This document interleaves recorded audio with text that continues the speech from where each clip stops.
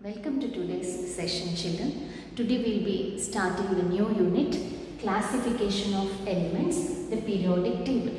So what is an element? Robert Boyle, he defined element as a substance which cannot be further decomposed into a simple substance either by physical or chemical change. Now coming to classification, what is the need to classify the elements? So I'll just give you a few examples here to make you understand what is the need to classify the elements. Now for example, when you just visit a medical shop to take any medicine. So the moment you just give the prescription, quickly a medical shopkeeper takes out that medicine and gives. Do you think he remembers all the names and where they are present? No. So here what is done in the medical shop? The medicines are classified and organized into different racks.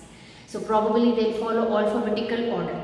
So depending on the alphabet with which the medicine starts, so all those medicines are kept in one rack. So quickly the shopkeeper is able to take out that medicine and give you.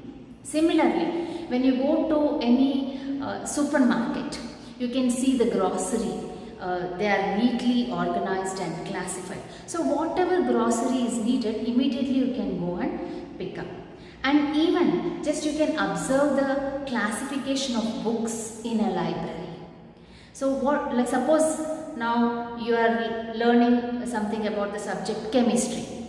You want a specific physical chemistry book. So what you are going to do, you need not go around and search entire library. So there will be a separate section for chemistry books where you have to just go, and again they are grouped into subdivisions where you have inorganic chemistry books in one rack, then physical chemistry books in one rack, organic chemistry books in one rack. So whichever book you want, immediately you can go and pick up. So what do you understand by this? When the number is big, when things are more, it is required to classify and organize. So similarly, as the number of elements are increasing in the nature, now today we have around 118 elements. So to learn about every element separately, about its individual properties, physical, chemical, it becomes difficult. So that is the reason we need to classify elements. If just look back, the number of elements known earlier, if we go back to 17th century, only 13 elements were known at that time. Now next century, by the end of 18th century, around 24 elements were discovered total.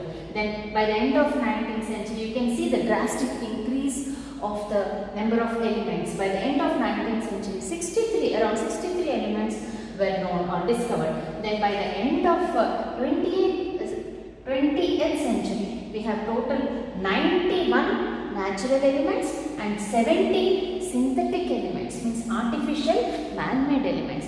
And by the end of, now we are in the 21st century, now we have more than 115 elements in the nature. So initially, when the number was very less, the elements were classified into just two groups, metals and non-metals. So for example, sodium, potassium, they come under metals, chlorine, sulfur, they are non-metals. But there are also certain elements which have both metallic properties and non-metallic properties, like aluminium. We call them as metalloids. But as the number increased, this classification will not help us. So slowly, scientists started thinking about grouping the elements, forming a table. So the first accepted classification was proposed by a German chemist, Dobereiner. So this classification is known as Dobereiner's law of triads. So what did he do here? If you observe this table, he placed 3 elements in one group. Can you see there are 3 elements in this row, children? 3 elements together, we call it as a triad. So in one particular row, you have 3 elements which have similar chemical properties. So like this, here there is one more group. Now for example, lithium, sodium, potassium. This is one triad having similar properties. Then calcium, strontium, barium. This is another triad or another group of 3 elements which is having similar properties. So this is how he has grouped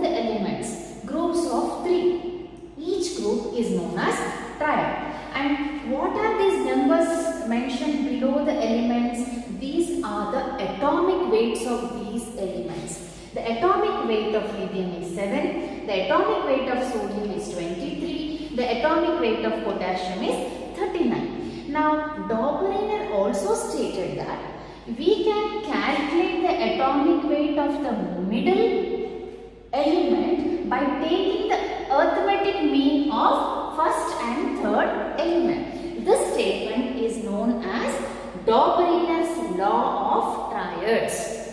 So, how do we calculate the arithmetic mean? Now, take for example first group, lithium, sodium, potassium. Now, what is the atomic weight of the first element? 7. Now, what is the atomic weight of the third element? 39. Now, take the arithmetic mean of these two atomic weights.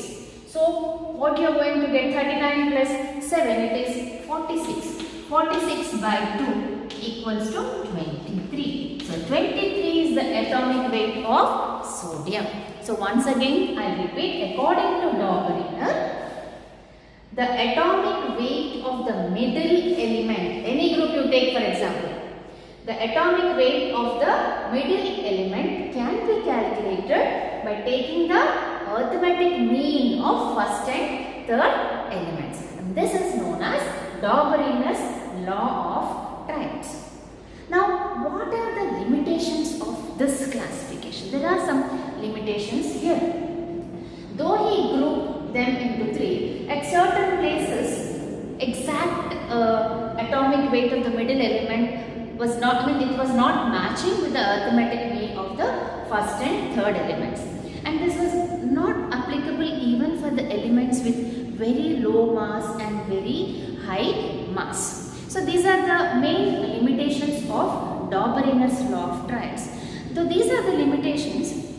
Dobereiner gave a clue that atomic weights can be correlated with the properties of the elements.